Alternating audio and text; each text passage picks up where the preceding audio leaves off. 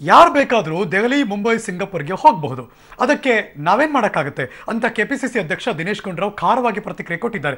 ಈ ಬಗ್ಗೆ ಅವರು ಬೆಂಗಳೂರಿನಲ್ಲಿ ಮಾತಾಡ್ತಾ ಇದ್ರು. ಈಗಾಗಲೇ ಸಂಪುಟ ವಿಸ್ತರಣೆ ಡಿಸೆಂಬರ್ 10ರೊಳಗೆ ಮಾಡಬೇಕು ಅಂತ ನಿರ್ಧಾರ ಆಗಿದೆ. ಕಾಂಗ್ರೆಸ್ ಶಾಸಕಾಂಗ ಪಕ್ಷದ ಸಭೆಯಲ್ಲಿ ಸಿಎಂ ಕೂಡ ಭಾಗಿಯಾಗೋ ಸಾಧ್ಯತೆ ಇದೆ.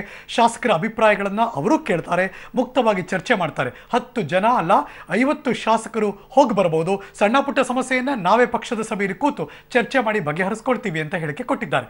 ಈಗ ಯಾರ್ಯಾರು ಹೋಗ್ತಾರೆ ಅಂತ ವದಂತಿ ಇದೆಯೋ ಅವರೆಲ್ಲ ಫೋನ್ ಮಾಡಿದ್ರು. ಈಗಷ್ಟೇ BC ಪಾಟೀಲ್, MTB ನಾಗರಾಜ್ ಕೂಡ ಮಾತನಾಡಿದ್ರು ಅಂತ ಯಾವ ಬೆಳವಣಿಗೆಯೂ ಆಗಿಲ್ಲ. ಆತಂಕ ಬೇಡ ಅಂದ್ರು. ನನಗೂ ಈಗ ಯಾರೋ ಡೆಲ್ಲಿಗೆ ಹೋಗ್ಬೋದು, ಮುಂಬೈಗೆ ಹೋಗ್ಬೋದು, ಸಿಂಗಾಪುರ್ಗೆ ಹೋಗ್ಬೋದು, ದುಬೈಗೆ ಹೋಗ್ಬೋದು. ಅದಕ್ಕೆ ನಾವೇನು ಕಾರಣ ಆಗ್ತೀವಿ?